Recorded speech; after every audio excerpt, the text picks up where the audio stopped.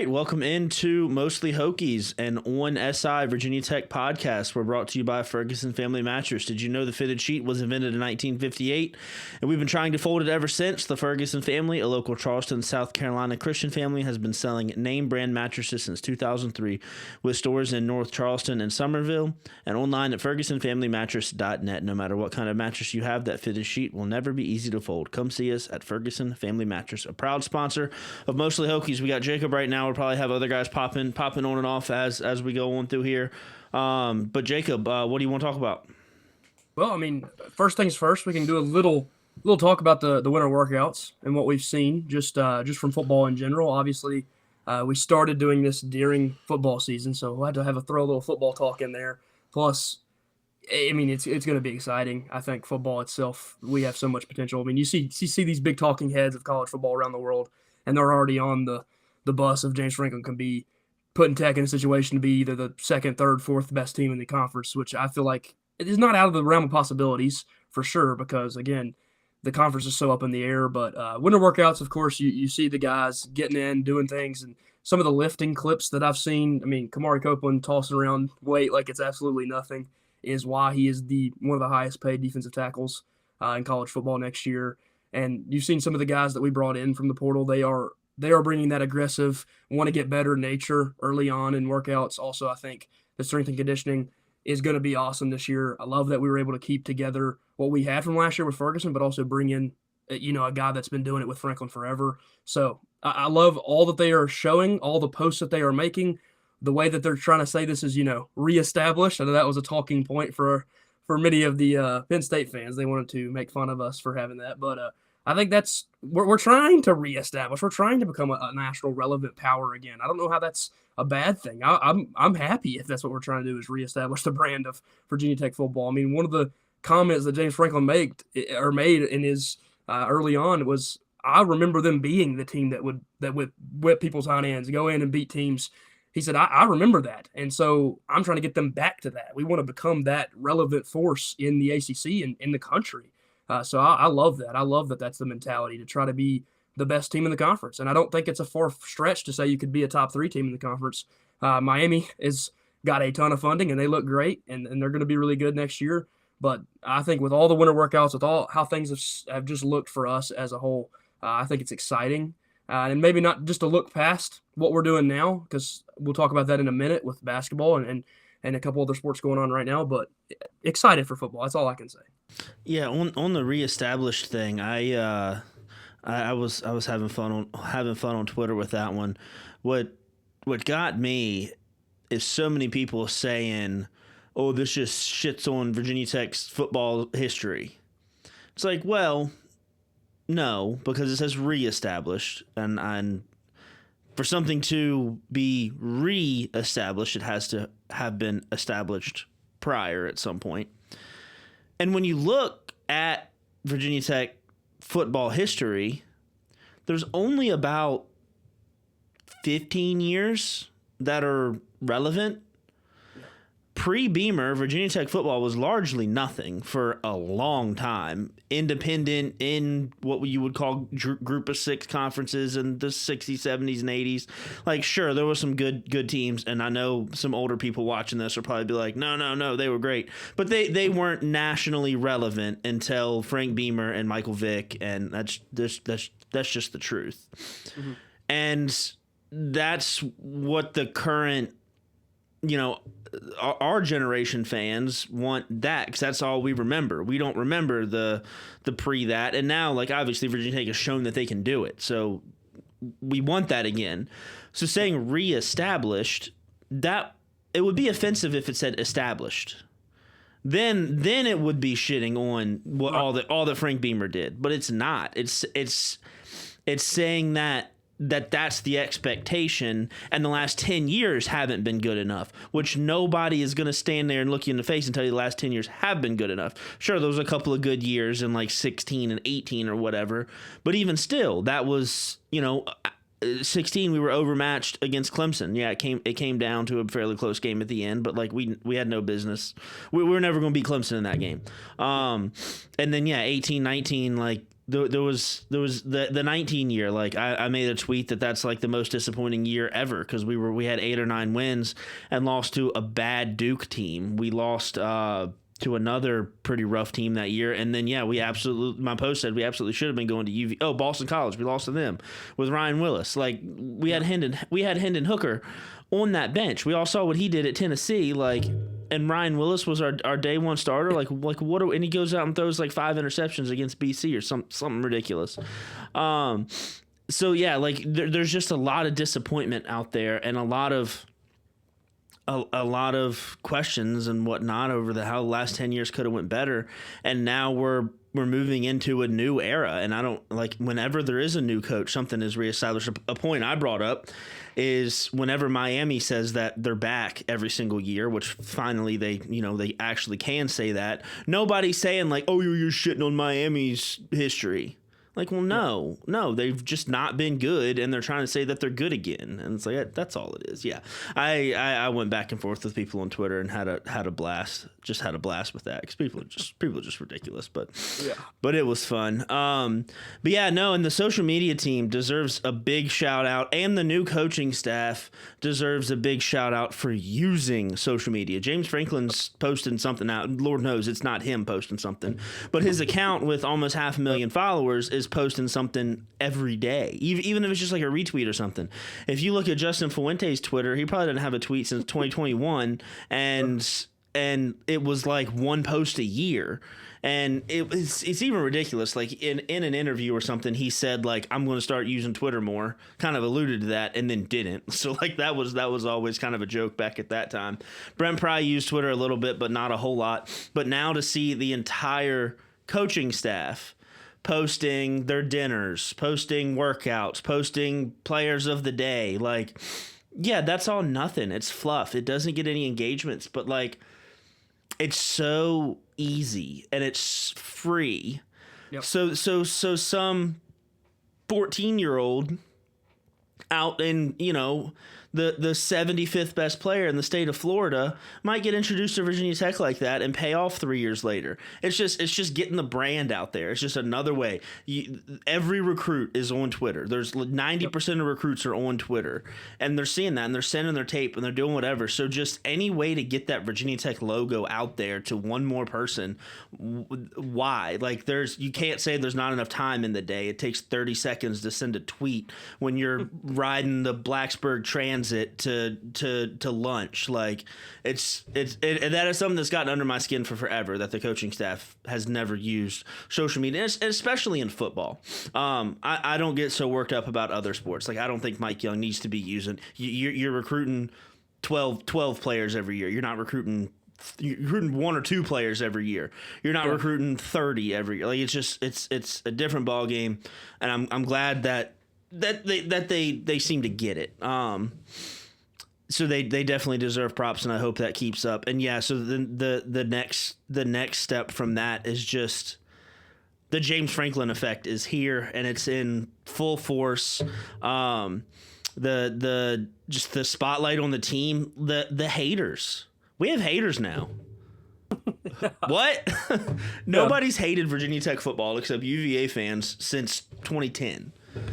Because we suck. Like, you have to be good to have haters. And now we're getting Barstool articles written about James Franklin and how he's saying he's a different guy, but he's really saying all the same stuff. Like, any publicity is good publicity. Yep. Cat, like I said it here. Cat Williams said it best. He said, if you got 15 haters, you need to figure out how to get 16 by the end of the year. Like, nobody's hating on losers. They're hating on winners. And James Franklin has haters. Virginia Tech now has haters. You post something, you get flooded with all sorts of, yo, going to suck. I didn't get that for the last 5 or 6 years I've been on Twitter, other than from UVA fans, which, sure, they're going to. I get you right back at them. But yeah, it's just, and it's so funny. People try to throw the heating in the Bieber barn at us.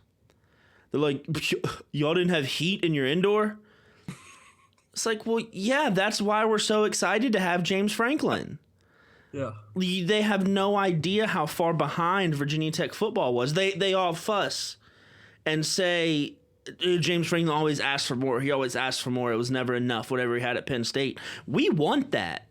Yeah. Our coach, Brent Pry and Justin Fuente, both asked for more and didn't get it, and then got fired. And they were like, well, yeah, I didn't get, and they were asking for minimal stuff compared to what James Franklin asked for. Now James Franklin comes in with the history and asks for stuff, and he's getting it. Which I said to somebody on Twitter this week, if James Franklin leaves tomorrow, our football program, he's already left it in a better place than he got it. Yeah. By a long shot. So yeah, watching winter just has been more entertaining this year and in the past. And yeah, I'm looking forward to football season for the first time in a long time. I did see a transfer portal. The On3 transfer portal account posted a graphic today of the best transfer quarterbacks in the ACC. And Virginia Tech had it was like number 2 and number 6 or 7. It was Grunkemeyer and Bryce Baker. There were the only other school that had 2 was UVA, who is getting a guy with 1 year of eligibility left in Bo Pribula, who had similar numbers to Kyron Jones last year. So James Franklin picked Grunkemeyer over Bo Pribula, basically. He definitely had the option of which one he wanted to be a starter for next year, and he made his choice. And then the other one is Eli Holstein, who just got passed by a freshman. Our 2 are a redshirt sophomore with 3 years of eligibility left, and a redshirt freshman with 4 years of eligibility left. Yeah. Give me those 2 over, yeah. Who was recruited super highly too. I mean, Bryce Baker had borderline top 100 guy. Yeah, he had. And so was Grunkemeyer. They were both like top 150. I'm just, it's just they come at you on Twitter. It's because that's where I've been for the last month or 2 is why I keep bringing it up. Sorry, I know some of you might get annoyed by that, but they come at you and say, well, he's not going to win a game where he's not favored. It's if he has more talent, he wins. Well, he's already has us bringing in the 4th best overall recruiting class in the conference. Virginia Tech's finishing 3rd or 4th in the conference every year. I'm fine with that. A lot better than what we have. Oh my gosh, we've been like last in the conference the last 3 or 4 years. Yeah, I don't know. It's just, and they say he can't beat top 10 teams. Well, we might play one a year, maybe. Like. Okay, fine. We don't beat top 10 teams, but we go to the playoff every year. Virginia Tech fans are never going to get tired of going to the playoff 1 out of every 3 or 4 years. We saw it with Frank Beamer. He had 10 or 12 years post that national championship run and was not even almost on the hot seat. After winning a couple ACC championships. Yeah, you're going to have to win a couple ACC championships. It took 3 years of 6 or 7 wins for people to be like, okay, it's time. But he won in 2010, and I mean, if he just kept winning 8 or 9 games a year, he'd have went on, maybe not have been asked so forcefully to retire after 2015 or during 2015. He'd have left when he wanted to. He'd have left when he wanted to. I don't know that he left when he wanted to in 2015 or, whatever. He might have wanted to do another couple years. If James Franklin comes in here and wins, even 8 games a year and wins an ACC championship once every 4 years, he'll have 20 years here. No problem. Yeah. It's just a different level of expectation when your measuring stick isn't Ohio State. Right. Penn State said we need to be Ohio State, we need to be Michigan, and they both won national championships in the last 2 or 3 years, and that's what they were saying they needed to do. And I mean, we'll see if they do it now with their new coach. I don't know. But no, I'm excited. I'm excited about football. Any last thoughts on football?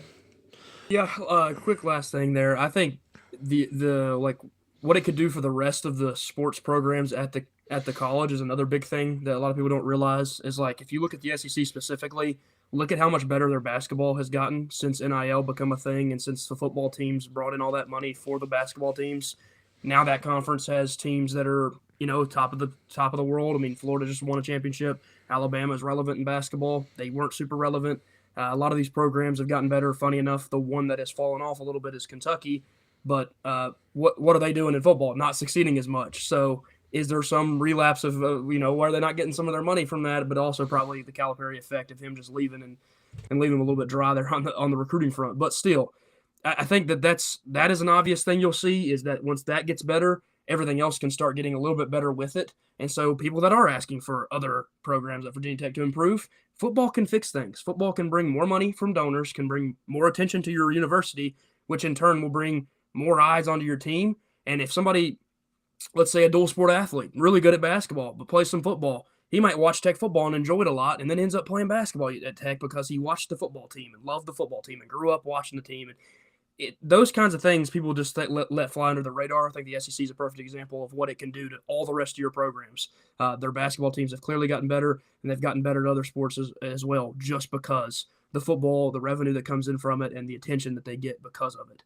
So, again, I think that's also a super positive thing that can come from football getting better. I think it is obviously the focus. It has to get better first before other things will. So that's why I think we're so happy, as a lot of Tech fans are so happy about it, because if that can get fixed, you can go in and fix those issues and make that team better. The odds of other things getting better are higher. So I think that's a really positive thing for the university as well that people just kind of forget about when they're looking from the outside looking in and saying, man, you're just going to be an 8-win team. 8 wins can do a lot for a university, can do a lot for the fan base. So I think there's a world where you could do more than that too. Again, like I said, the ACC is wide open right now, more wide open than it's really ever been. And I'm glad that we have the guy leading us into it that can win games in the conference, and I think he will do that decently early on. Yeah, absolutely. So basketball, little bit different story. We're definitely in the middle of the season of some what ifs. We're sitting right here squarely on the bubble, and I can't stop myself from looking back at those 3 games. Yep. Wake Forest, Stanford, and SMU. You win those 3 games. You win one of those games. You win SMU, not lose on a half court shot. We're probably comfortably in the field right now with one more quad 1 win. Just painful, really. I think it comes down to those couple things, those games, those end of games. It was even, I think there was it Syracuse? We were beating them by like 20 the whole game, and then they came back at the end. It was one of those games, and those just kill the metrics. We saw what it did with Wake Forest when we just controlled the whole game and ended up winning by whatever 15 or 20 that we did. We made a significant jump in the net just from that. So you lose out on that. I don't think it was Syracuse. I thought it was at home. I don't know, but you lose out on games like that in the end of games, and yeah, that just hurts you when it comes down to the end of the year. And for the team this year, it's funny. It's kind of funny to me. You needed Neo to be Neo, and if he would have lived up to the 5-star hype, lived up to what he did in the Providence game all year, this team could have been a 4 seed in the NCAA tournament, ready to kind of make a run. Obviously, with him playing for so long and not playing well for so long, we're on the bubble. What's funny, what kind of cracks me up, is I wonder, where would this team be without Neo, if we never had Neo, if Ben Hamlin was running the point all year? I don't know. Would we have been solidly in the field as like an 8 or 9 seed? Gosh, it's tough. There was a time period where there was games he was single-handedly costing us. Again, so talented. Don't even want to hate on the guy. He's unbelievable talent. He has the ability to do good things. But there was a time period where he had started to slip. His efficiencies were, bottom of the barrel. We're talking, there was a point in ACC play where he was shooting 16% from 3 and like below 30% from the field. And shooting 15 shots when you're doing that is losing you a game. That's taking you out of the game. You can't do that. And there was a slump he was in that he wasn't really helping himself out with other things either. He had some turnover issues and he had some boneheaded mistakes in big moments. And so when you're piling all that up on top of each other, as well as the inefficiency, and those things hurt you. And I think you're right. I think, again, at SMU, 8 seconds left in the game, he's inbounding the ball, turns it over on a pass he didn't need to. They score, then they get the half-court opportunity. You don't even have to talk about the half-court opportunity. If you could have just got the ball inbounded, the game's over. You don't even have to worry about that. So that's a moment I go back to. Stanford, clearly the biggest moment when you look at it and just say a game that he just wasn't able to handle the last 2 minutes. He turns the ball over on one possession, takes a bad shot with about 20 seconds left on the next possession, and then is guarding the guy 10 feet away from him and lets him shoot a game-winning three. Those three things all in one game, you look back at that and say, man, if it had been anybody other than him, you probably win that game too. Ben Hammond wouldn't have taken that bad shot. He probably would have been up in Ibuka Corey's face and not let him shoot the three to win the game. So, yeah, you take away those two games, you're probably in the field. You're probably a 10 seed, 9 seed, somewhere in that line. And you probably wouldn't have the hope of making some great run. You probably would say, man, if we can win one game, we feel good. We don't have a superstar. But you probably be there because the mistakes that the superstar made were pretty rough. Now, to give him his props fully, he found a point in the season where he realized what he was doing was costing them games, and he took a back seat. And he started to play different type of basketball. And since he did that, Neo Abdallas has been a really good player for Tech. The last 2 games, he has played good basketball. He played good at Carolina. He played good at home in a huge win, and he looked awesome in that game. Actually, brought a family member to that game with me, and the comment they made when we walked out of the building was, man, that guy was fun to watch. And I said, yeah, when you get the good version of him, he's really fun to watch. And that is exactly what you got out of him in those 2 games. And so, unfortunately, it didn't, play out like that all year. He did have that spurt of being really cold, but heck, that's what a 19-year-old from a different country can come into and do. And I think that there is a world where he comes back to college basketball. I don't know what the odds are that he stays at Virginia Tech if that happens. I hope it's, he comes and wants to stay here because I don't know how much he really wants to play his chances in the NBA right now. A lot of mocks have him projected in the 40s. And if you're going to go in the 40s, why not come back and stay for another year in college? So it's an interesting topic for sure. If we had not had him, we wouldn't have been as high of a ceiling, but I think the floor right now might be a little bit higher. It is definitely an interesting topic. I do think that they still sit in a place where they could make the tournament, but it is obviously a lot harder now than it was even a couple weeks ago when we were looking at it, just saying win some of these games. We've unfortunately still lost a couple really close ones, like Miami by 1 point, and then what that Florida State did to your metrics, just destroyed them with losing by that much at home. But again, I think that this team still has a chance. There is some positives to look at, and there's still some things that I'll probably bring up in a second, but I'll let you get your whatever else you had about it as well. All right, so Thomas just hopped in. On SI guy. We were just talking about the season and kind of what it could have been, what it was, how those three losses kind of have us on the bubble. We talked about Neo and how has he held this team back this year. With how he played badly, where would we be without him? Would we be in a better spot? Would we be in a worse spot? And then we just kind of looked back at the last month or so of basketball, and then after you give your thoughts on that, we'll kind of look forward a little bit. So yeah, what you got on that? Well, I had an hour plus long conversation that I had, which was for a game preview that I was writing and that the Cavalier Daily, Virginia's student managed newspaper, is writing. So I had an hour long conversation with their student sports editor, Amy Crosby, about this very topic. And the majority of that conversation basically revolved around, this next 2 weeks, I think it's pivotal for Virginia Tech to go 2-0 because you don't know how much weight the ACC tournament is going to hold. Historically, it doesn't seem like much. And then you look across at other sports. You look at football. Now, football and basketball, it's not an apples to oranges comparison. 12 teams versus 68. It gets a lot more minute when you're talking about the differences separating those teams at that point. But you tend to not view the conference title as not really impacting a team's resume positively or negatively unless they win and by osmosis capture the automatic bid. So the good example for that is what the 22 ACC championship run. We were a bubble team before the ACC tournament, had a number of good wins, including either UNC or Duke, and it was Duke in the final. It was UNC in the semifinal. So if we hadn't beat Duke in the final, the committee was pretty damn clear that we would not have gotten in had we not beaten Duke by putting us as like the last team in, which is mind blowing. So I have taken the stance since then that the AC tournament just means nothing unless you win it. Those Right. games to the committee mean nothing. And maybe that changes. Maybe. But to be on the safe side, I think you need to go 2-0. I I would say this is that I think that the Boston College game is a bit more of a can't lose game.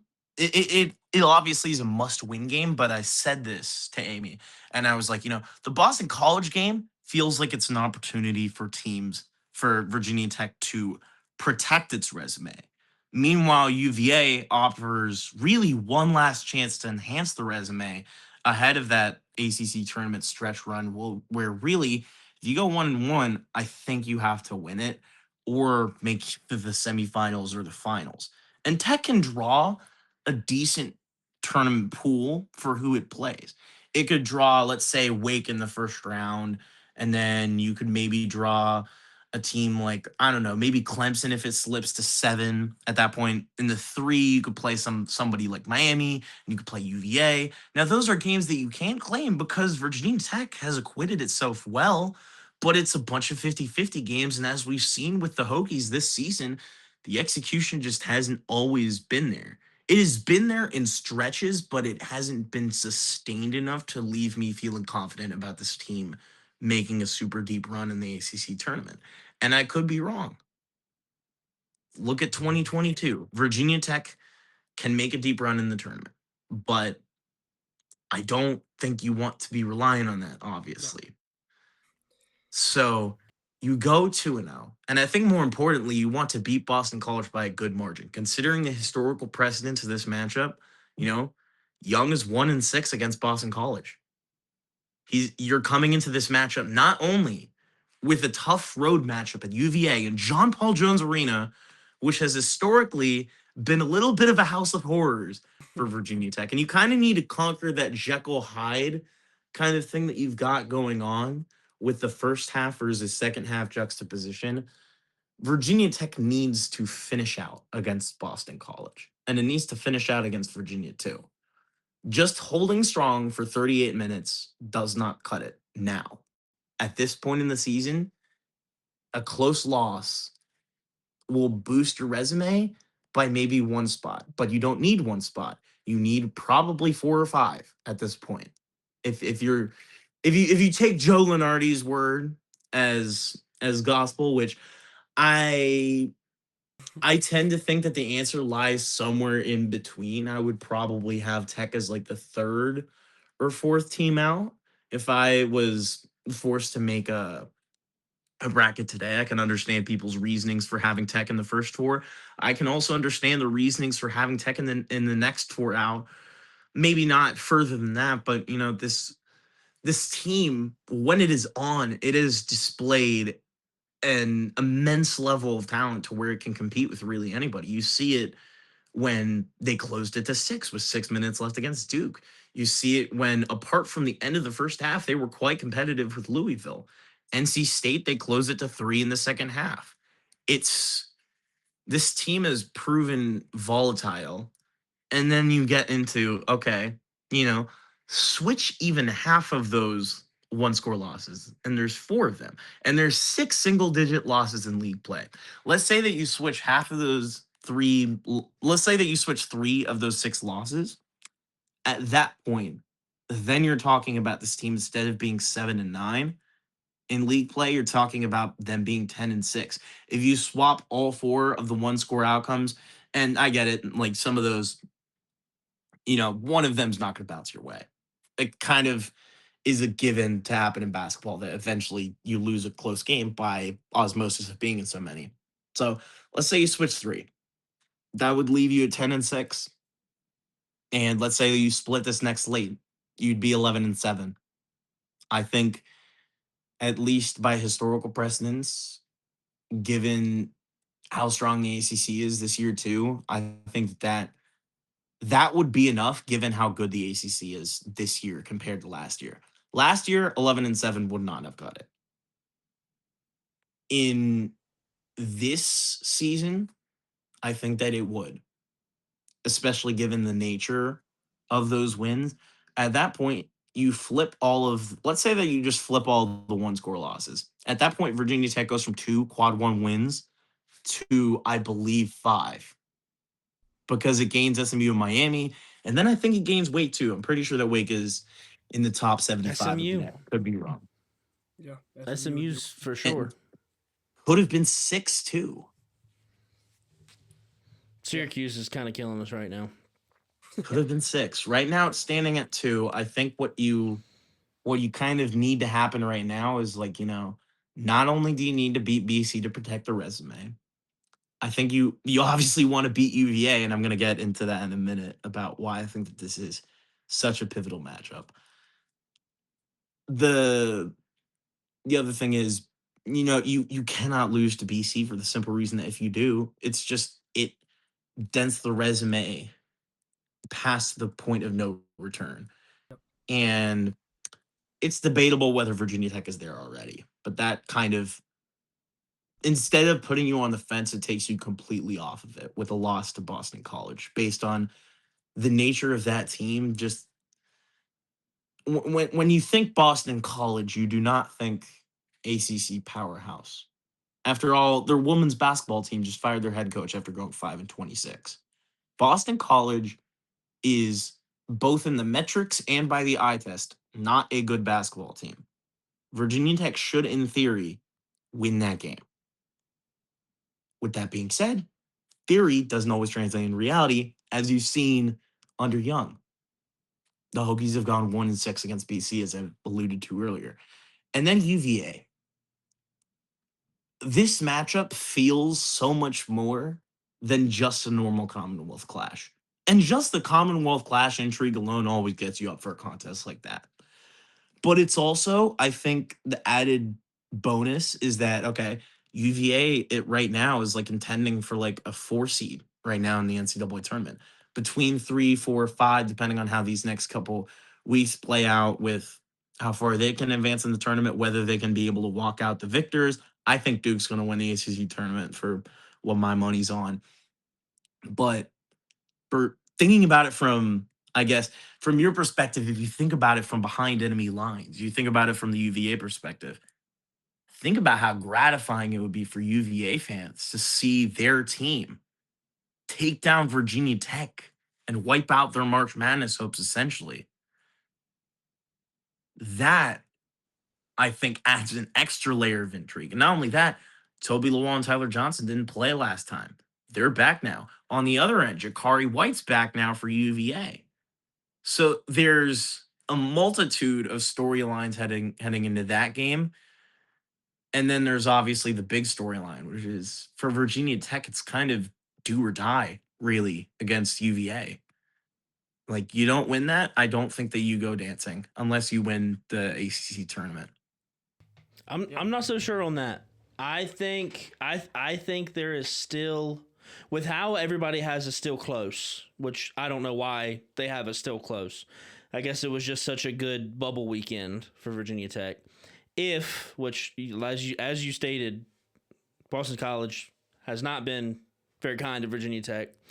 I think if you're able to go out and handle that Boston College game and win by 20 plus, like you should, and then keep it close to UVA and have one of those last-minute losses, I think the metrics might be kind enough to Virginia Tech to then at least have you sweating on Selection Sunday. Okay. I don't know if it's like you have to beat UVA, you have to go 2-0 or you're out. Period. I just with so many people saying that Virginia Tech's the first team out. If you beat Boston College by a lot and hold on the whole game and beat them by a lot, and then lose to Virginia by less than 5 in a decent metric game, even not like a 59-57 type game, ugly basketball, Right. low percentages, play good basketball like we did against North Carolina, play decent basketball. And just get beat by a better team by less than 5 points. I don't know. I'm going to be paying extra close attention on Selection Sunday if that happens. Now, if you beat Boston College by 1 and lose to UVA by and lose to UVA at all. Like I think both of those things have to happen. You can't squeak by Boston College and lose to UVA in any fashion and get in. Right. It's got to be a blowout against Boston College, a start to finish blowout against Boston College, a great metric game, and then another a good loss against UVA, and then there's a maybe because we're still first team out in some bracketologists, and Lord Lenardi I think on bracket matrix is like the worst one every year, and. There's plenty that have Virginia Tech in right now as an 11. There's a few that have them as the first team out. So like I don't know. I want them. I sure want them to go 2-0 and lock it up and be in. But I think it honestly depends on the level of variability. I think that there's a difference between feeling secure and then kind of just leaving it up to fate. And I think and there's bid stealers and there's Auburn. If you leave it up to fate, then you're gonna end up with like some squad from like the Horizon League stealing like an auto bid. Yeah, exactly. Gonzaga's gonna I think weirdly enough, and freaking Portland's gonna end up in. I think the A10 is gonna be something to watch about seeing if a team from there can be able to snag a bid. That's gonna be one to watch in terms of I think a potential bid steal that could really impact Virginia Tech. I have a good. I actually talked about this before we even started filming today. I wanted to kind of give a what to watch if you are a Tech fan, like what conference tournaments are going to mean a ton to you as a bubble team, what games specifically, what teams around the bubble with you towards the end of the season. Of course, everybody that has looked at bracketology or any of the, I mean, I assume all Tech fans have at least at some point in the last week because of us being right there with all those other teams. But if you really look into bracketology, of course, you're talking about teams in your own conference are right there with you. I mean, Cal, if they hadn't just blown that game against Pittsburgh, they were in on a lot of people's, and then they blow that game. Now they fall back down the standings. They're right next to you. Luckily, the committee does take into head-to-head, especially if you're that close to each other. Tech would have the positive end of that, which is really positive with them. But then a team just like Stanford, let's say they pick up this win against NC State, they're right there in that next group of teams. Then they'd be on the line with you. They have the head-to-head over you in your own building. So in a neutral site, obviously they're going to get the advantage. So those are teams in the own conference to really watch for. Obviously, like you said, Auburn strength of schedule number is the best in the country. Top of the list. Their strength of schedule is unbelievable, but then they've lost 14 games. Are we really going to have a team that's sitting at 17-16 at the end of the year? Let's say they go 1-1 the rest of the way, and then they go 1-1 in the SEC tournament.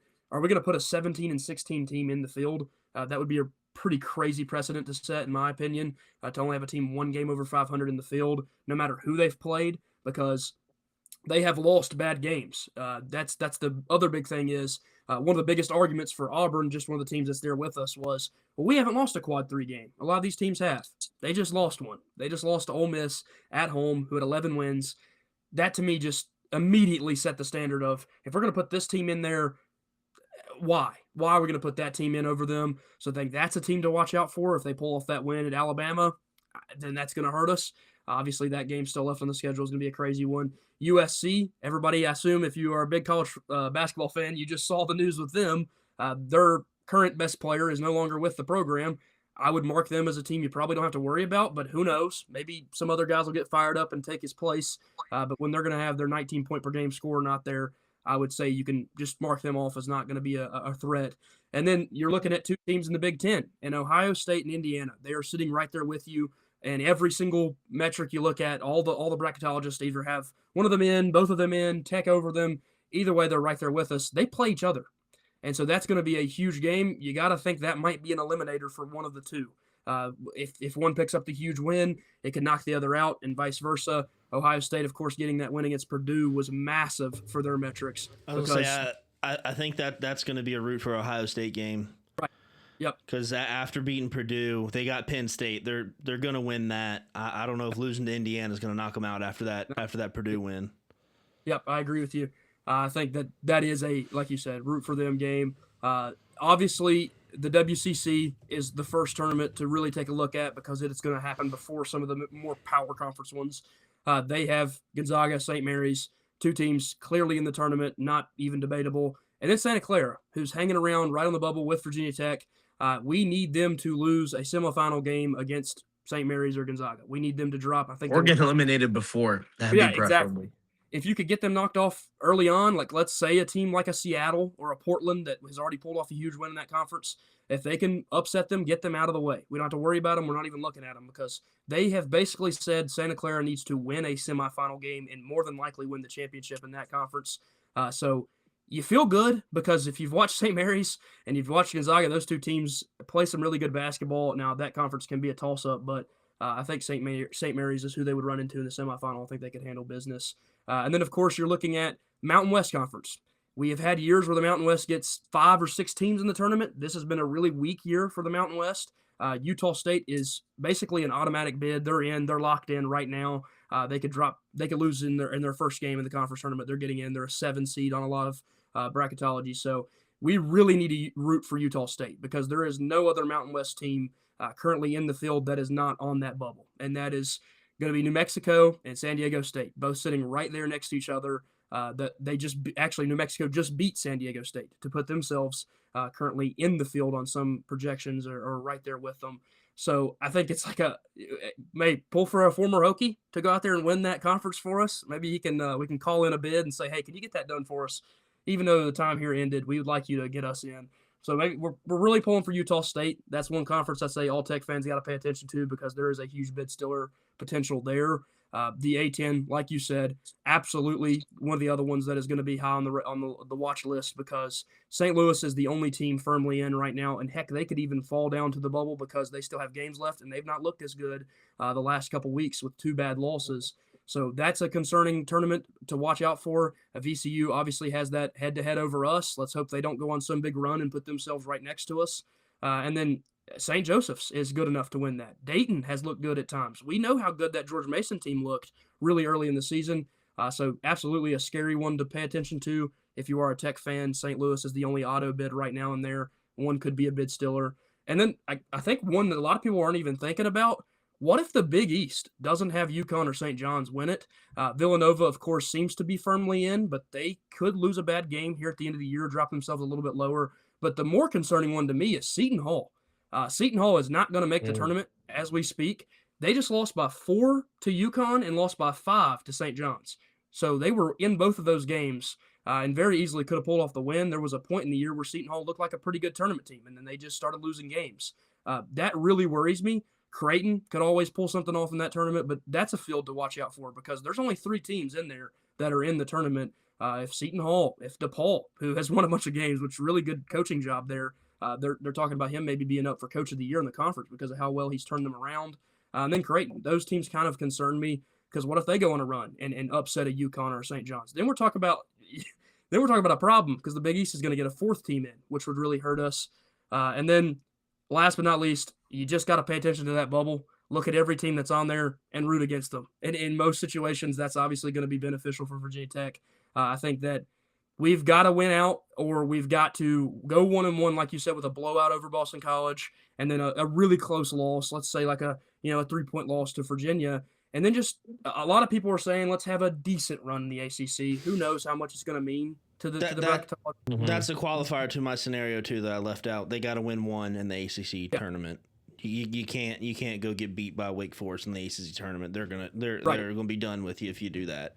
You can't finish 1-2. It's got to be 2-2, 2-2 at worst to have a shot, or 2-2 at best to have a shot. I don't know. The quality 2-2 at that. Yep. Yes. I think here's my thing to feel safe if you don't beat UVA. What you would want is to beat Boston College. I think Ken Palm currently has them as 13-point favorites. So let's say that you beat Boston College by 15. Okay, fine. No really change in metrics at that point if it's just a ho-hum game. Against UVA, let's say that you lose by, we'll just say 5. Metrics don't really change all that much. What you need then is for the bid stealers to not function and get some luck going on that front. And then it depends on if you view the ACC tournament as, you've got like more quad 1 and quad 2 opportunities versus like, hey, are you going to get any benefit from this because you're in the postseason now? I think that the answer possibly lies somewhere between the two, where you're going to gain some sort of benefit if you acquit yourself well. Like, I think that if Tech makes the semifinals, I think that you can draw a noticeable bonus just due to the fact that the ACC has been so strong across the board this season to where, you can talk about potentially like maybe 8 or 9 teams making the tournament. Yep. Before the season, before the season, I probably would have pegged it at 7. Yeah. And I might be outperformed by that. And 7 teams. It's a lot considering where this league was at last year. Yeah. And for Virginia Tech, I still think that obviously those missed opportunities loom large Yep. because you think of the position that they put you in, where instead of having 2 quad one wins, like I mentioned, you could have had 5. And I don't think that makes any sense to dwell on the Florida State loss too much because that I think was more so a matter of Florida State just couldn't miss, man. At some point when it's 18 for 23, got to do a little bit with them making shots. When Martin Somerville is pulling up for some contested threes over Jaden Shoot, it's not all on Virginia Tech there. I think that part of that comes down to a bit of a defensive lapse, and then B, just Florida State, man. They got hot at the right time and did what they need to do. But for VT, like, you claim one of those one score losses that you had before, and then, maybe you wouldn't have been feeling so deflated by a loss to the Seminoles. I got a question for the class, unless you got one more thought on that, Jacob. I was going to add in quickly. I forgot to mention there is one more conference tournament to pay attention to, the MAC conference. There is Miami of Ohio, and you see how the committee feels about them. They've got them sitting around a 10 or 11 seed, and every single bracketologist has got them in the same place.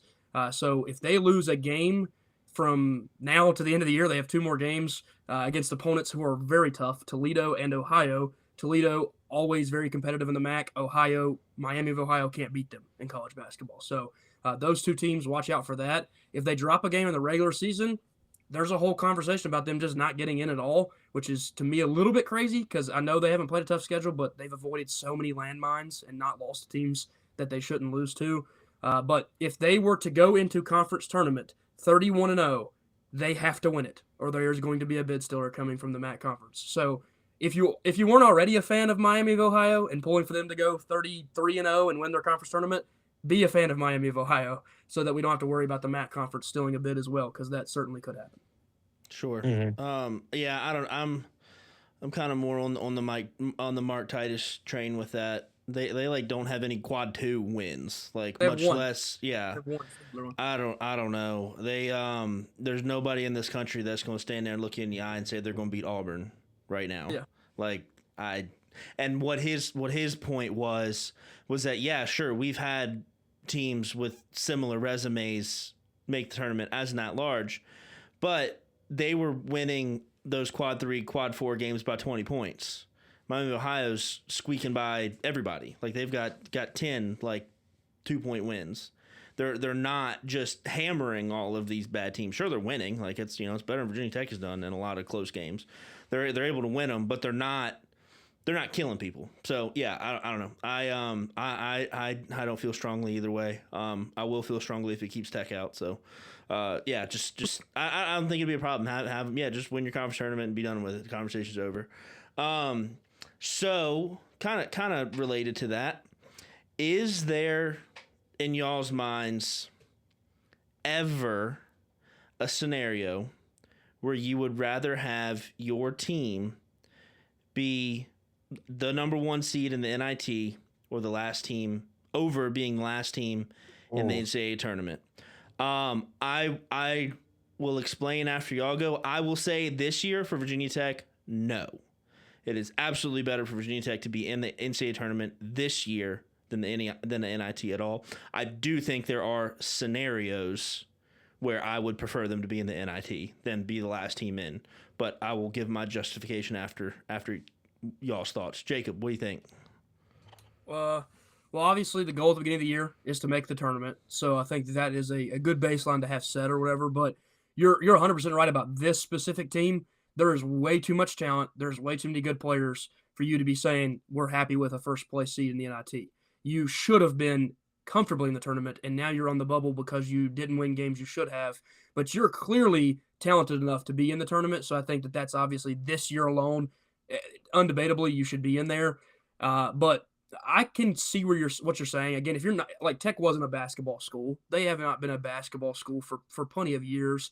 And there was years where they wouldn't have been too upset with to go out and win the NIT. I think we've had our own, historic run there and done well in the NIT. So it made people happy then. And I think winning in any way is going to be fun. Winning a championship is going to be fun, even if it isn't the NCAA. You won an NIT championship, that's cool.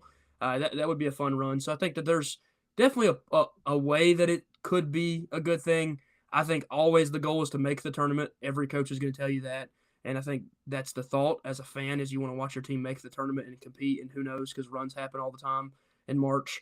But yes, I don't think you're crazy at all to say that there is years where you'd rather be the last team out, get in the NIT and go run the table and win it. And you kind of end on we won, we played well. We maybe would have just got swept in that first round game anyways. So yeah, I can see where you're coming from with that.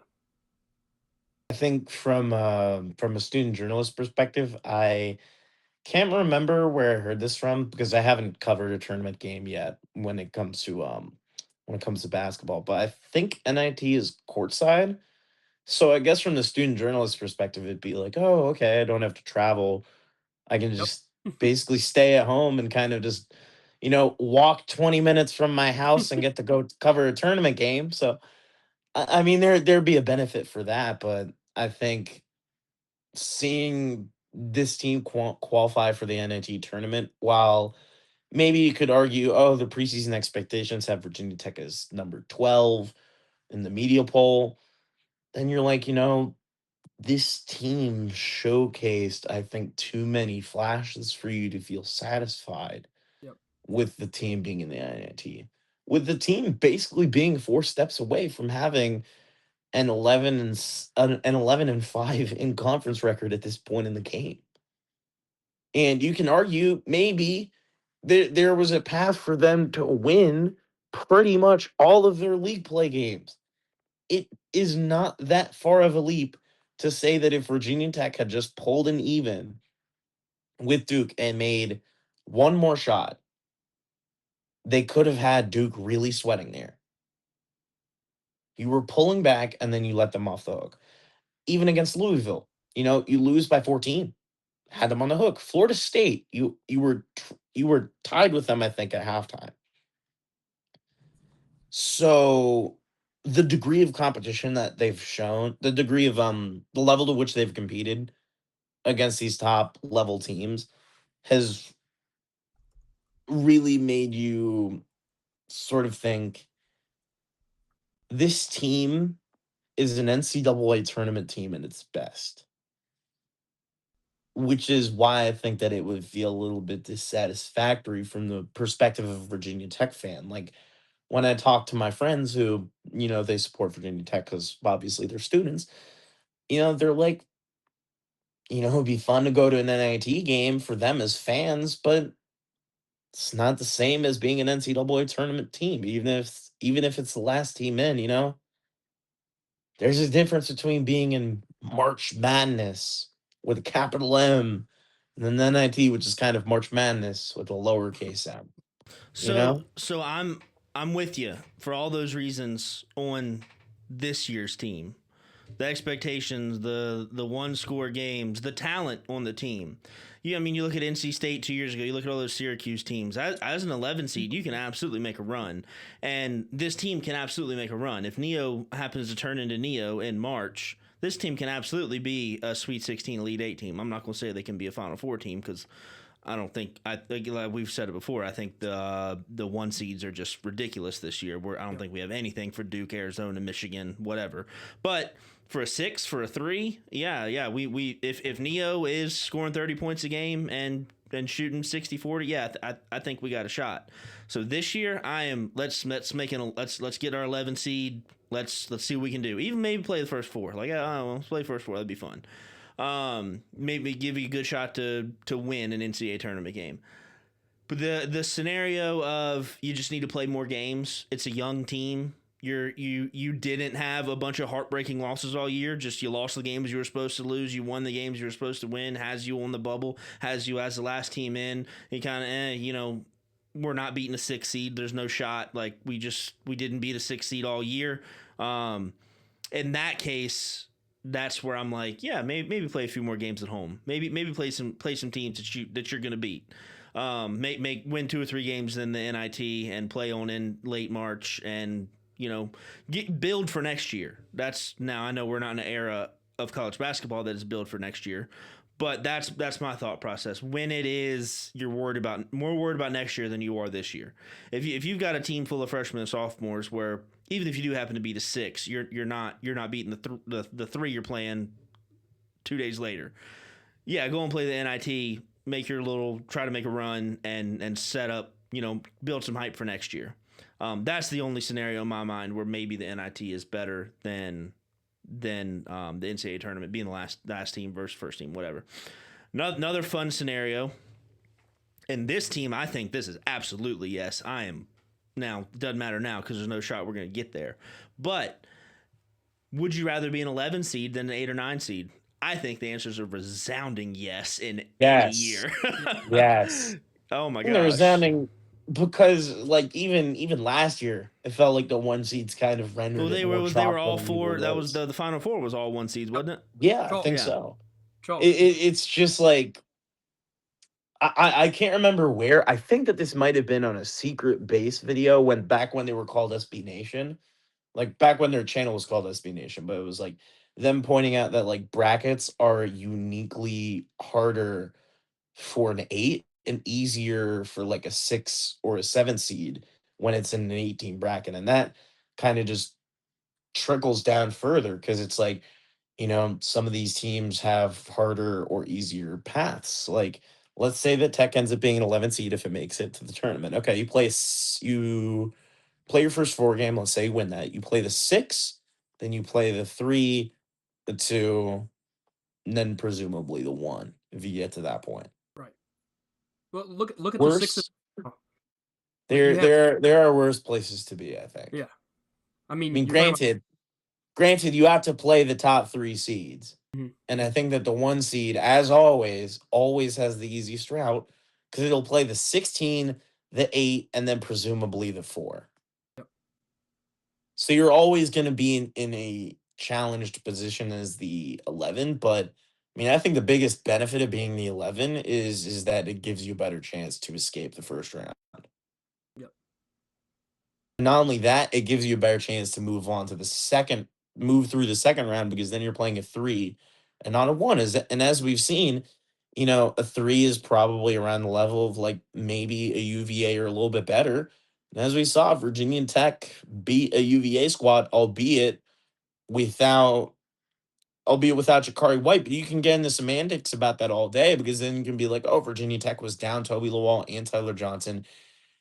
And, I think that were they down Antonio Dorn for that game too? I think that they were. Yeah. So, you're down 3 of your top 8 and, Neo picks up like, I don't know if it was an ankle sprain or anything. I think it was just like him just having a gimpy ankle for a couple games, but you're basically down 3.5 of your top 8 and you still win that game. It beat, what by pretty much every metric is a top 20 team in the nation. Virginia has one of the best defenses that I've seen all year. And this is tying back into the Commonwealth Clash because it's just something that's been on my mind for the past couple hours. This team's defense is frightening. Their 3-point defense is tremendous. It's basically around the same level that Virginia Tech is if you look at KenPom. I think the difference is like 10 spots, but it's like VT is like number in the 25 range, I think, versus Virginia, which is in the 35 range in terms of number in terms of ranking when it comes to 3-point shooting defense. 2-point shooting defense, I'm pretty sure Virginia ranks 7th.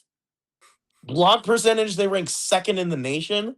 Yeah, they're really good. And then you look at your offense, and normally you'd look at a Virginia offense back into the Tony Bennett era and be like, oh, this is more like slow it down, grind it out, 60 points, final 55.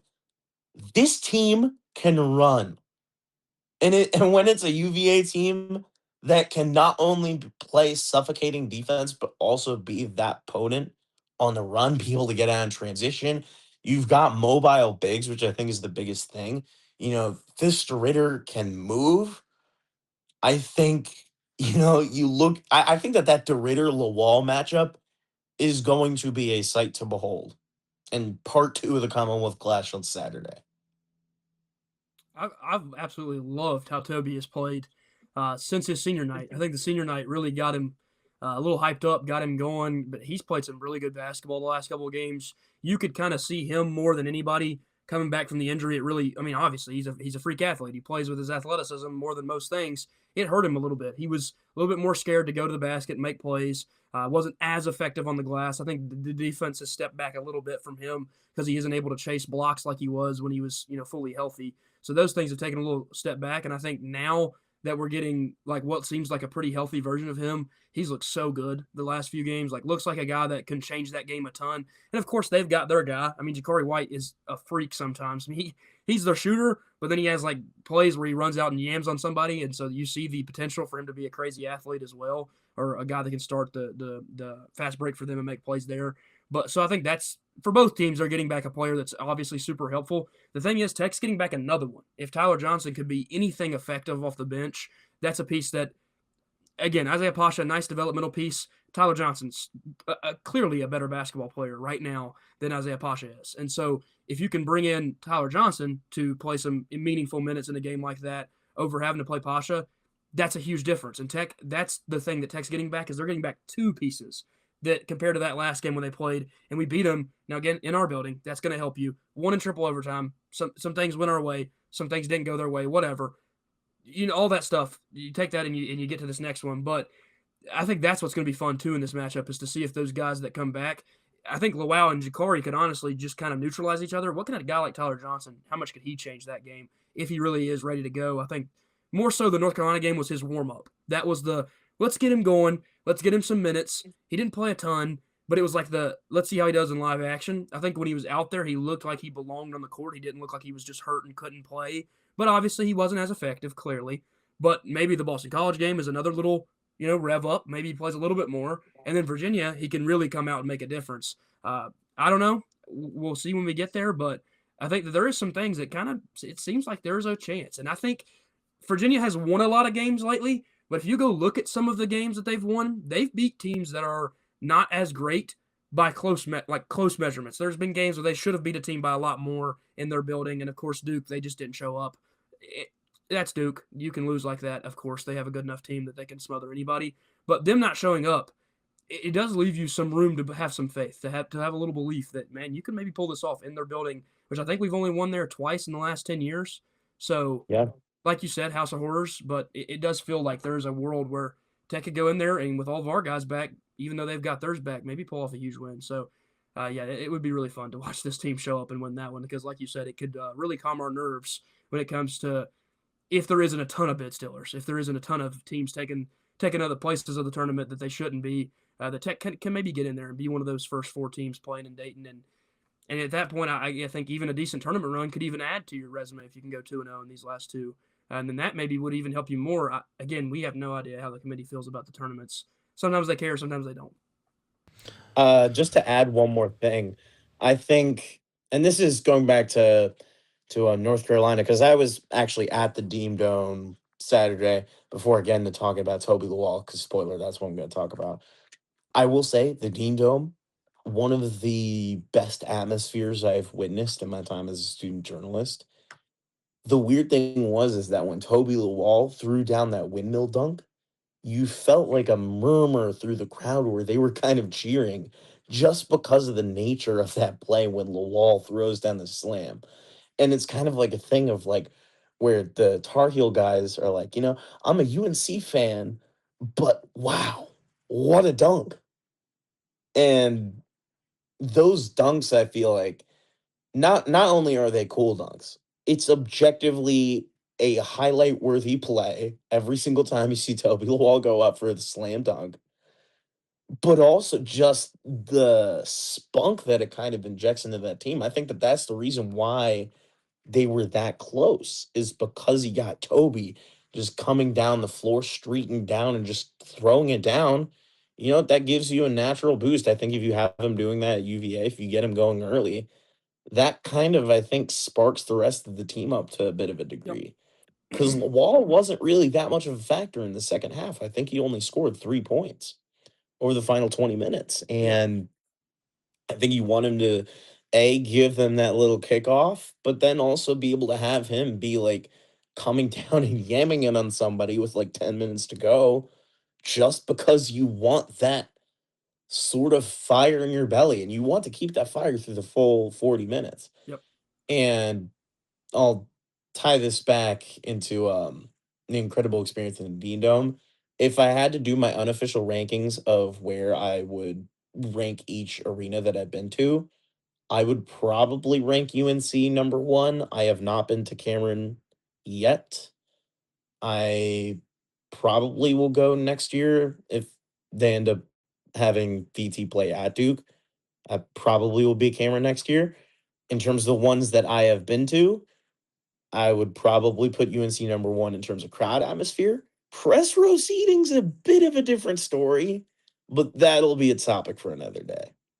I have a little thought, and then I got a question I want to end on, but I leave the old barns be. I love that UNC and NC State both still have their old arenas around, and I think the women both play in their Yeah. own arena. And then I know at NC State the men will play in Reynolds every now and then. Leave them, like UVA. Why'd you tear down U-Haul? That's just those old barns. Like I love them. Play some games in them every now and then. Let the women have their own thing. Like you don't need, like UNC. You don't need your women playing in a 20,000 seat arena. Let them actually be able to fill up whatever stadium they're playing in. I love it. So that to say, if Virginia Tech ever does build a new basketball arena, which I figure that's coming at some point, it might be decades down the road, but leave Castle, leave it there. Let the volleyball team play there. Let the women's basketball team play there. Let the men play there, some non-con games just for the good old days. But yeah, I'm a fan of those old arenas just for the nostalgia. I love that NC State plays in Reynolds a time or two every year. Those old Jimmy Valvano teams used to play in. Like I think it's so much fun. I will say I have witnessed approximately 2 volleyball wins in Castle Coliseum Oh, during it's my time gross. covering Yeah, the team. it's bad. Yep. Yeah, volleyball. Yeah, I think the weird thing about volleyball is that it's weird because you can kind of tell like what the trajectory of the season is going to be. You can tell that it's probably going to end up being like 3 ACC wins a season, and it seems like, the team just by osmosis, I think through a mixture of recruiting and then just coaching, it seems like they've just kind of hit a plateau, which isn't necessarily a bad thing since I don't know how much money you're really going to make from volleyball as a sport to begin with, considering the attendance numbers. But, you know, it's a fun sport to cover. sure. Athletes are fun to talk to. Yep. All right, so I want to end on this. We thought this was gonna be a quick one, and here we are going on near an hour and a half now. What do you think we see from Neo here at the end? Ooh, We know his draft stock has ooh. plummeted down into kind of where he was before this season. Maybe late first, probably more early to mid second round if it were to end right now. But we've seen plenty of players make a run in March and vault themselves right back into a lottery pick. If he has three or four Providence type games here coming home, has one or two of them with the eyes of the nation on him in March Madness, if they do happen to make the big tournament, he could absolutely vault himself back up into the lottery conversation. Will he do I it? think What do y'all think? I think that he could do it just by osmosis of like, stuff can happen in March.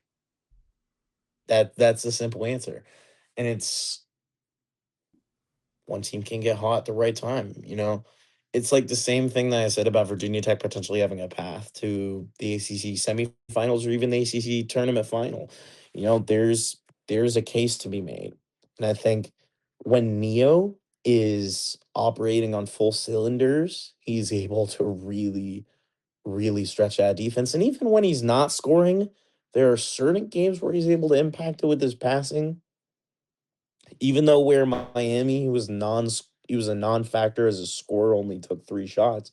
He also had 8 assists. I walked away from that game thinking that was not a bad Neo of Dallas game. I walked away thinking probably could have shot more, but he didn't take bad shots. Mostly because he didn't really take many shots at all. But also, like, you know, he played a good game for the shots he did take and the assists he was able to make. And I think, you know, I think that you can definitely still win with, let's say, like a 14-6 stat line from Neo. You could still win with that. Yeah, I'm in agreement with you.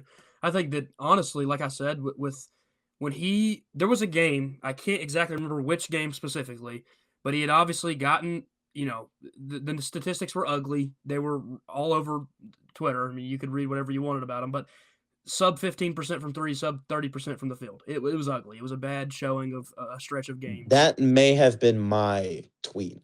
There was, I believe it was a 3 game stretch that might have been spanning from, I want to say, Louisville, Georgia Tech, and Duke, because he went 1 for 8, Yeah, 3 for 15, and then 1 for 8 again. So I think looking at that, he would have been like 5 for 29 from the field or something like that. So that would have been like 16%. I think his 3-point shooting percentage was something like 13. yeah. So that was when you were like, oof. And then, you know, he bounced back, had a decent game against NC State, sort of followed it up with a quiet couple games after that. I think, you know, for him, I think I would be satisfied if you string together just what you were able to do during parts of non-con. Just 15 points. Let's say you get 14 points from Neo in a day, 15 points from Neo in a day. If you get enough contributions from elsewhere along the roster and win a lot of games, you have won a lot of games.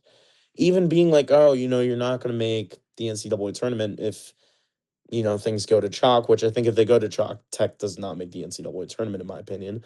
But, you know, there is a road to where, you know, if Neo scores, let's say, we'll go back to it again and say he puts up 14-6.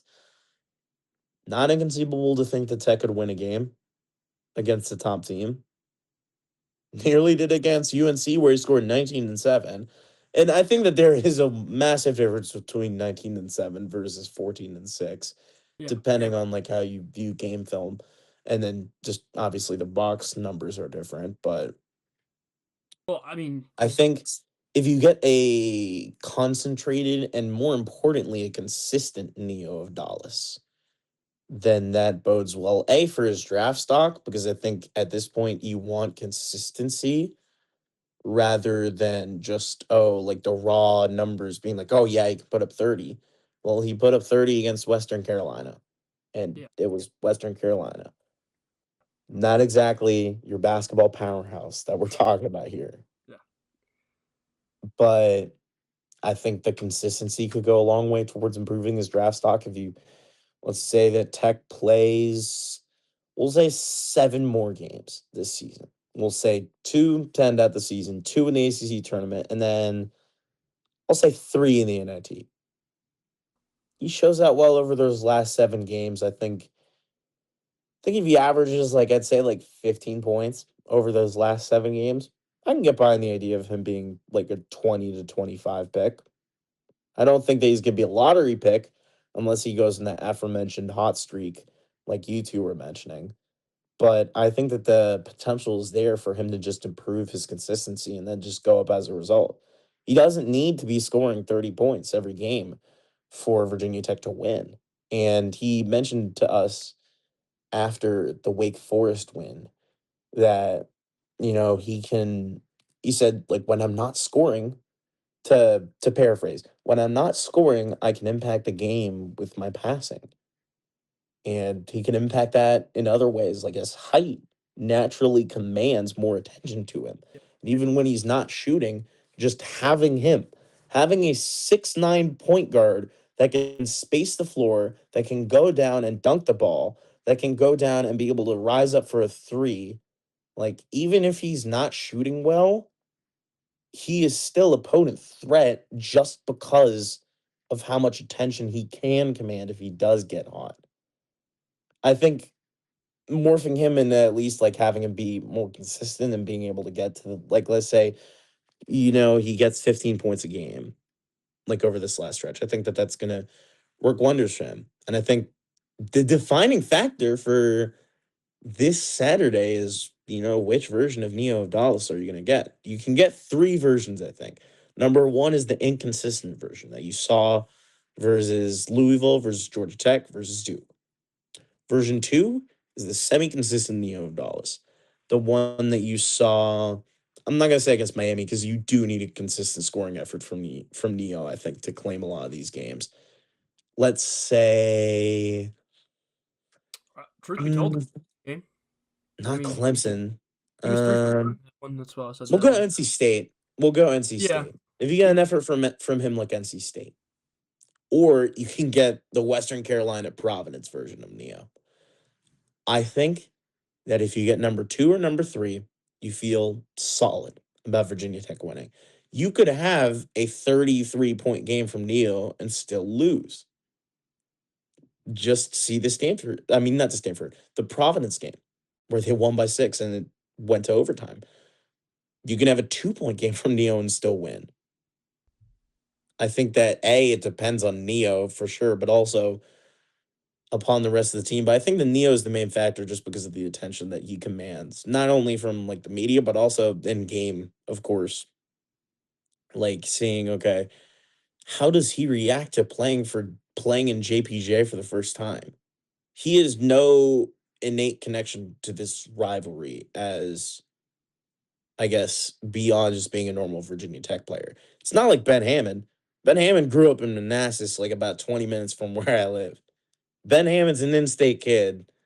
To a certain extent, he understands more about the rivalry. Ditto for Christian Gerdak since he played with Ben at PVI.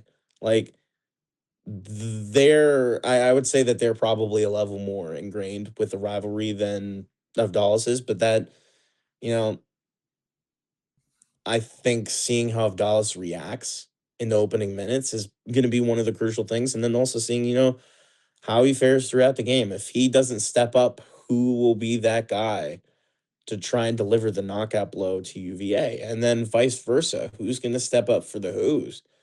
Malik Thomas, Jakari White, Sam Lewis, all those guys really struggled in their last game against Duke. And okay, you come up with the asterisk that it's Duke. Those three guys went a combined 1 for 21. That cannot happen again. I think specifically with Neo, like you said, what level of consistency will you get out of him? I think that's consistency has been an issue obviously this year. You were talking about like the cold stretch. To me, the cold stretch starts with SMU. Turn the ball over last second, loses you the game. That goes 4 for 12 in that game as well. So an inefficient day from him. Then he Over does. 7 for 3. I think that that's one Yep. stat that was ignored. He was fine inside the arc, goes 4 for 5, but then you just get an over from beyond the arc. I Yep. will say, and I'm sorry for interrupting you, but You're there's good. one more thing that I want to add. And this is kind of harkening back to something that I said earlier. But man, like the stakes here, I, I I'm not gonna say that they don't matter for UVA, but it's almost as if it matters for UVA primarily because of how much it means for Tech. UVA at worst will probably drop to, like, I'd say maybe like a 5 seed if they lose to Tech, maybe a 6 if you want to be bold and be like, oh man, that would be like a huge resume dent for UVA to lose twice. But again, UVA possessing the kill shot to end their biggest rival's best chance in years to make the NCAA tournament, to make it for the first time in 4 years. Like, for reference, None of the student journalists on press row have witnessed an NCAA tournament team in the Hokies. This is the best chance since, honestly, it would be the first chance in 5 years to get an at-large bid, and the first time in four to get a bid at all. So for the chance for UVA to be the school that deals that final blow to their arch rival, like, I think it's going to be must-see television for that reason, just because of the stakes that it plays, because it's not just the Commonwealth Clash. It's a chance for UVA to kind of put a stake in their rival's heart. Yeah, I mean, obviously that means a lot to them. They loved their celebration they had for football this year. But like I was saying with consistency, I think Mike, what you brought up with like how high could he go in the draft with his consistency, or does he have those crazy games like the 30-point Providence game? I think what made the team better, or what has made the team a little bit better, more successful in moments, like being able to pull off the Clemson win or whatever, is without those bad shots, like you said, the 0 for 7 night against SMU from three, because he was shooting step back threes, shots that just really weren't his shot in that game. But you can see the inconsistency from there. It's 2 for 5 against Notre Dame. He's not shooting. They do end up winning that game. Of course, Notre Dame not very good. 4 for 15 against Syracuse. The rest of the team wins them that game. 1 for 8, 3 for 15, 1 for 8, the stretch you talk about. And then that was basically, he gets, I mean, you're in the arena, he gets booed that night. A week later, they play against NC State, and his game is completely different. It is like that week off made him It's like change the way. night and day. Yeah, he's 5 for 6. He took 0 bad shots. He was taking open looks. He made most of them. He also was good passing the ball. He had some turnover issues in that game. They were good at getting up in his grill. He doesn't handle a double team too well around the perimeter. But again, not a bad game at all from him. He plays pretty good. He's not the reason you lose. Clemson, 3 Mhm. for 9. Buddy passes the ball decently well in that one. Again, not chasing shots. He just missed some threes, missed open looks. But again, you saw a different look, Neo Avdalas. Then you see the Florida State game. Obviously, we get blown out in that game, but there was still no, like, maybe you wanted him to take over in that game, but at the same time, like, he wasn't forcing stuff. He wasn't taking bad shots. He went 3 for 5 from three. That's a great game from three, and didn't have any turnovers. And this is where he starts the stretch of playing some of his best playmaking that he has done all year, and the playmaking has opened back up his offense. He goes 3 straight games against Miami, Wake, and UNC, 8 assists, 1 turnover, 8 assists, 0 turnovers, 5 assists, 2 turnovers. That was the listed assist numbers. Of course, I've seen some counter things saying he's had more assists in the UNC game, but that's 3 turnovers to a whopping, 22 assists, 21 assists. So doing a great job of keeping the ball in his possession, which then in turn allowed him to go 6 for 14 and 7 for 16 against Wake and UNC. And the games were much better games. Just the efficiency, 42% from Neo. If you're getting that with 6 assists, you're more than happy with that performance. I think that is the consistency you're looking for. I think that is what NBA scouts are now looking back into him for. The recent Athletic article wrote on March 2nd, so published today, they said that based on what they're hearing from the market, in reality, the freshmen that are not considered in the top 30 are going to now more than ever consider college basketball because they can make NIL money. And he listed a group of names of kids that he thinks will return based on the Athletics article.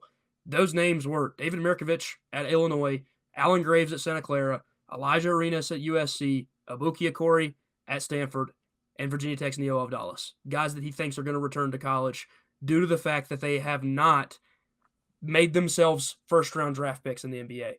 But, again, there's still room for that to happen. Neo could go on a 7-game stretch of averaging 15 and 5 assists with 1-2 turnovers. And NBA, I mean, they're going to be foaming at the mouth for a guy that's 6'9", plays point guard, doesn't turn the ball over, and can shoot a 3-ball. That's a guy that they're exactly looking for, especially with his age where he's not going to be 20 years old or 21 years old coming into the league. They're very happy about taking guys the younger they are just because they can develop Yeah, them the way they want to. because you view it from the perspective of, I think it'd be more beneficial to his long-term future. Well, I guess medium-term future of how he would stick in the league for the first year or two, because he would be 21 at that point. Like if he comes in for after next year, At that point, then you're like, okay, 21-year-old, and maybe not the most consistent. Then you're kind of a little bit iffy on that. So I think the ideal plan would have been if everything had went right this season, it Yep. would have been a one and done. But Virginia Tech has never had a one and done player. Yeah. Yeah. It's interesting. I think just for that last little bit there, I think that's with the Neo. I think that's the weird thing with him is I don't know where he sits amongst the scouts, but I will say obviously these guys are a little bit tapped in, and he just said NIL era obviously helps guys stay. I mean, look at what happened with LeBaron Philon at Alabama, a guy that very easily could have went at the back end of the first round last year, and he comes back and looks amazing, and now he might put himself even in a really strong draft in the lottery. I would assume he's in that lottery conversation. I think a lot of people have him there. So he even boosted his draft stock in a better draft. So there is a world where guys are coming back for those second years because the NIL contracts are quite nice. And who doesn't want to be the star on campus? So if he comes back, I think there's a world where that happens. That could make next year's setup nice, or who knows? Would Virginia Tech be able to keep him? I think that's another interesting topic for another day. But I think boosting his draft stock alone is very possible. But to me, I think there's a world where he comes back to college. I think that might be the route I think he's leaning. Depends on what his agent tells him to and all that as well. But interesting for sure. So this is a thought we'll leave you with. Are you rooting for Neo to continue to not be that great the rest of the season and come back to the Hokies next year potentially? Or are you looking for him to have 30 points a game, make an Elite Eight, go be a lottery pick? I don't know. That's up for y'all to decide. We'll catch y'all next time. That's Mostly Hokies.